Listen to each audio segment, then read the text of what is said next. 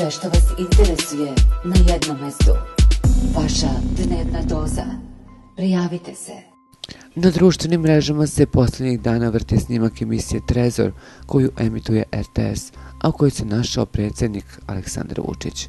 Davne 1980. godine manifestacija Radost Evrope ugostila je mnoge mališane starog kontinenta, a igrom slučaja prvi čovjek Srbije bio je član jednog od naših timova.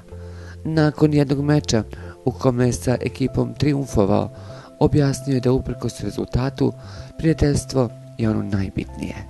Na njihovu želju smo odigrali prijateljsku utakmicu, pobedili smo, a bez obzira na naše radovanje, a njihovo tugovanje, mi smo ostali prijatelji i drugovi čije prijateljstvo niko neće moći da izbriše. Između ostalog tada je poručio 10-godišnji Aleksandar Vučić. Podsjetimo, on je nedavno upisao drugi fakultet na kom će prikupiti znanje neophodno da postane košarkaški trener za mlađe kategorije.